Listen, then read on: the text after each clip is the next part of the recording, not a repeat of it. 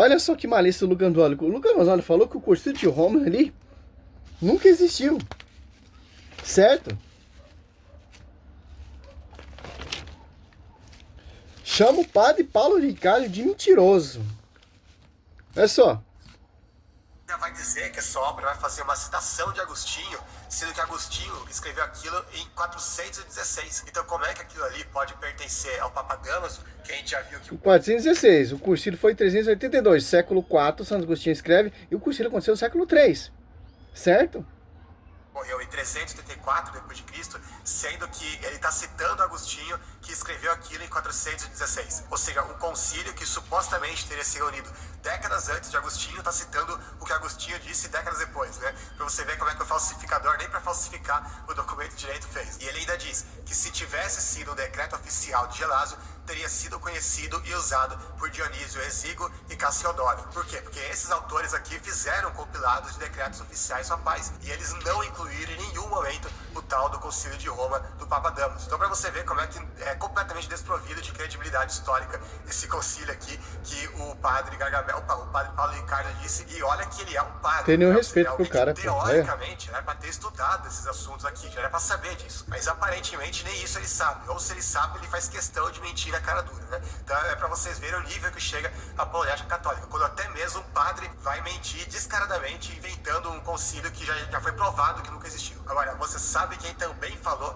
num concílio do Papa Damaso? Adivinha só, façam as suas apostas, eu quero ver se você vai acertar. Eu vou deixar aí você uns 5 segundos para você. Olha só, Lucas Banzoli tá falando que o Concílio de Roma nunca existiu. Entra lá, Apologeta Católico, vai lá, tá lá. O Concílio. Porque se o Concílio de Roma nunca existiu, São Damas ali, o primeiro, convocou quem? São Jerônimo. Olha só, para degustar isso aí, pra gente entender, então, é uma mentira do Lucas Banzoli, porque São Jerônimo, ele convocou, o Papa Damaso convocou São Jerônimo para organizar o cano bíblico ali, ó. Isso vai acontecer no ano 382 do Concílio de Roma, através da mão do Papa Damaso I, mas muito antes do Concílio de Trento. E nesse concílio já fecham quais são os livros da Bíblia, incluindo também os 7 livros deuterocanônico, desde todo sempre. Por que Lucas Banzoli está jogando isso aí? Por quê? Ele não quer que vocês saibam que esse concílio existiu. Porque esse concílio que já definiu que quais são os 72 livros são inspirados. Inclusive os 7 que os protestantes tiraram para seguir o cano judaico, certo? Olha só, uma coisa muito interessante, a igreja não segue o cano judaico, a igreja segue a tradição dos apóstolos. Para nós, não importa se os judeus usavam a Tanakh, ou importante é saber se os apóstolos usavam a Septuaginta. Olha só que interessante, ó. Olha as fontes. Houve o concílio ali no século III, já definiu quais são os livros. E, olha só, o bispo de Toulouse, ano 405, manda uma carta por Inocêncio I, uma pergunta de quais eram os livros, para ele ter certeza. Olha só, e o Papa manda uma carta para ele dizendo quais livros devem ser acolhidos no cano.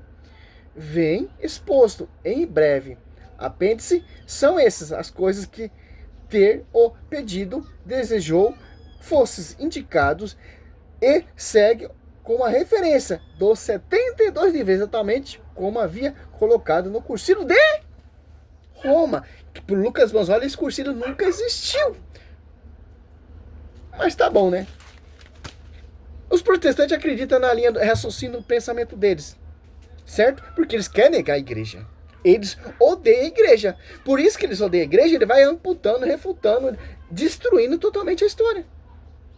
Para tentar refutar aqueles que conhecem realmente e são testemunhas desse concílio. Certo? Então, São Jerônimo nunca existiu. Se esse concílio não existiu, São Jerônimo não existiu. Certo? É óbvio, só você catar na internet você vai ver. Quem compilou a Bíblia? Quem organizou a Bíblia? A Vulgata Latina? Simples, pô. No ano 407, o bispo de Valência, na Espanha diz o seguinte: se alguém crê que algumas escrituras foram fora daquelas que a Igreja Católica colhe, deve ter autoridade ou as venera, seja anatemas. Olha só. Quer dizer o quê? Alguém não acreditar nessa Bíblia que foi organizada pela igreja, ou compilada pela igreja, reconhecida pela igreja, aquele que não reconhece é anatema. Por exemplo, o cano protestante, para nós não é inspirado, etc. Para nós é que o Concílio já definiu. E na bula Catate Dominus de 1402, a igreja afirma categoricamente que Deus é o autor do Antigo e do Novo Testamento. E por isso, venera todos os livros, incluindo toda parte. Dá um pause aqui. Por que os caras fazem isso, voltando aqui? Porque os caras não querem reconhecer que essa Bíblia aqui, toda bonitinha, com zíper, tudo organizada, foi a igreja. Para eles, a Bíblia caiu do céu, de paraquedas e tudo, com toda organizada, toda compilada. Vocês gostam no prato que vocês comem, meu querido, certo? Depois de toda essa referência, aí nasce Martinho Lutero. E aí se torna monge e se rebela contra a igreja, cria as 95 teses. Aí, em 1522, ele resolve iniciar a tradução de sua própria Bíblia para o alemão, utilizando como referência a Vulgata Latina de São Jerônimo. Olha só. Se esse concílio não existiu, então, por que Martinho Lutero ele usa a referência da tradução compilada e organizada por São Jerônimo a mando do Papa Damas? Olha como essa faixa de Lucas Manzoli cai por terra, usando historiadores totalmente amputado. Olha só que interessante, né?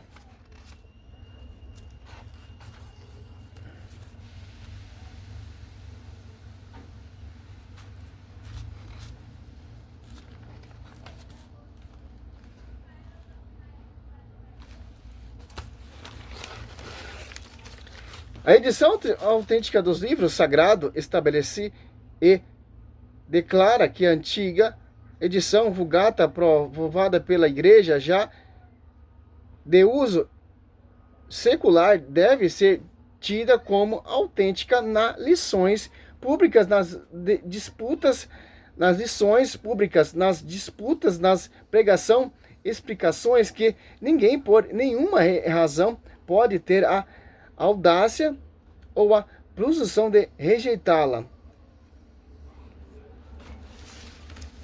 Olha só que interessante, né, meu? Simples, pô. Vamos mais até onde o Lucas vai. Eu quero ver se você vai acertar. Eu vou deixar aí uns 5 segundos para você pensar, para você ver se você acerta o nome. 5, 4, 3, 2, 1. Eu tenho certeza que você acertou. Adivinha? Ele mesmo, esse pastor, claro, né? Só podia ser, né? Onde você tem alguma charlatanice, o cara tá no meio, né? Vamos ver aquilo que... Não, aqui é pior, porque ele vai convidar um especialista no assunto do cano bíblico para falar pra gente desse assunto. E olha o que o especialista vai falar pra gente. Agora a questão é o seguinte. O São Jerônimo participou de um concílio que a gente vai falar depois, que é o Concílio de Roma de 382. O Concílio de Roma define o cânon. Só que o Concílio de Roma não usa a palavra cânon. Só fala, essas são as Sagradas Escrituras. Para você ver como é que o nível do ex-pastor é até abaixo do padre Gargamel, ele não apenas vai dizer que existia um Concílio de Roma, né, vai trazer um especialista que vai dizer isso, mas também vai dizer que o Jerônimo estava presente nesse concílio. Né? Não bastasse inventarem um concílio fantasma, ainda inventam que o Jerônimo estava nesse concílio. Né? Eu queria ver qual carta de Jerônimo, tem centenas de cartas de Jerônimo preservadas até hoje, qual carta de Jerônimo que ele fala desse concílio aí. Ou pior, que ele fala que ele estava presente nesse concílio, né? É brincadeira isso, cara. É uma coisa surreal, assim, o submundo da apologética católica. A gente sabe que eles são tudo bando de amadores que só falam bobagem, só que quando o assunto é cano bíblico... Ah, você é o profissional, então você sabe tudo. Assim, teve o concílio de Roma ali, e São Papa Damas primeiro chamou São Jerônimo, por exemplo, ele estava ali. Ah, você quer fonte? Mas não interessa. Cadê as suas fontes? Não tem. Você é um profissional, então, em história, você é um doutorado em história, você é um historiador, mais que Santo Agostinho, mais que Santo Ambrósio, mais que São Jerônimo, você é o cara, então. Para você, esse cursilho nunca existiu. Simples, pô. O cursilho já definiu o cano. Ponto, acabou. Encerra a questão. Certo? Simples entender isso. Olha só que interessante, né? Engraçado que o debate lá do Diácono João Vitor, você apanhou. Porque você não conseguiu provar nada essa adulteração sua aí. Aquela hora, pô. Olha só. O bispo de Toulouse e o bispo de Valência já quer saber qual cano que já foi definido ali no Concílio de Roma. O 72. Aqui, ó. Ponto final. Segue com referência 72, livro exatamente como havia colocado no Concílio de Roma. O Concílio já definiu, meu querido. O Papa ali, ó, o que ele decretou, não tem como mais mudar, não tem como mais revogar. E todos católicos têm que aceitar, todas as comunidades têm que aceitar, porque o Papa, ele é a chaveira infalível, porque ele liga e desliga. Está ligado. Ponto, acabou. Não precisa lá o Concílio de Roma já definiu, colocando, etc. Ponto final. Simples. Já está definido. Com exemplo aqui, ó. Para reforçar esse cursilho, tanto que teve outro cursilho aqui, ó. Deixa eu ver, deixa eu achar isso aqui. Olha só.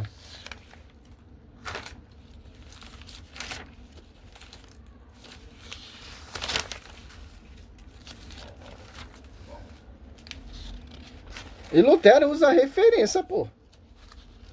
Aí fica fácil, né? Depois de já tá compilado pela igreja. Aí é fácil. Aqui, ó. Vamos ver.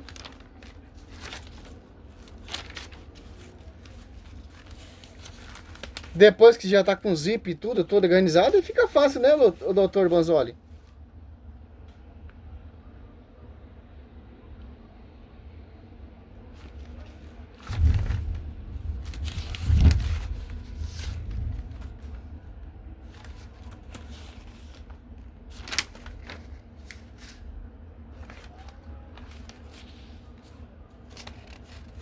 Uma coisa muito interessante aqui que eu estudei também, ó.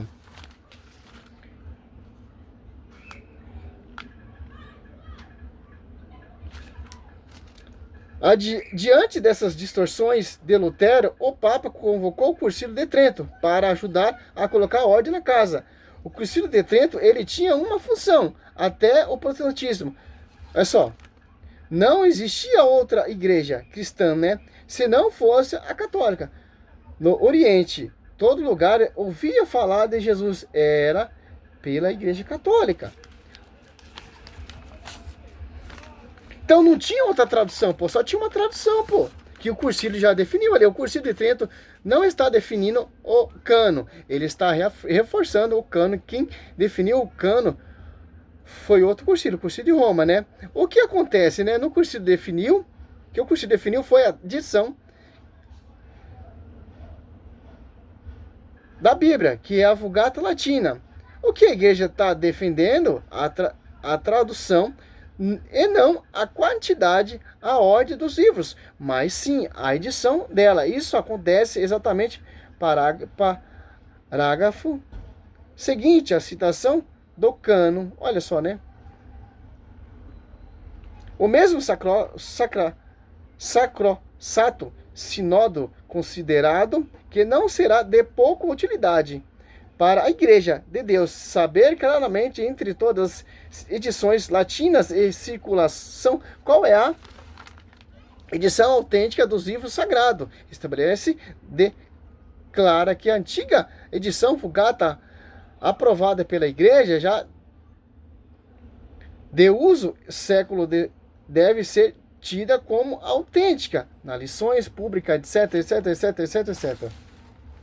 O que a igreja definiu, aqui todos, a edição, a Vulgata Latina é a oficial.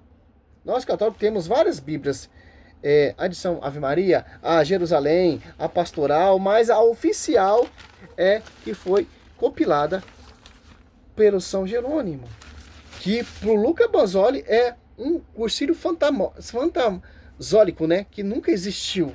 É uma invenção dos teólogos católicos, etc. Simples, pô. Eu não tenho nem vontade de ver esses vídeos dele aí, porque misericórdia, pô. É um ódio pela igreja terrível, pô. Terrível, terrível. Salve Maria, sou servo missionário. Mas se você quiser acreditar, não quer acreditar, ó, importante que eu tô ciente da onde veio esse carinha maravilhoso aqui. Salve Maria. Sou servo missionário Roberto.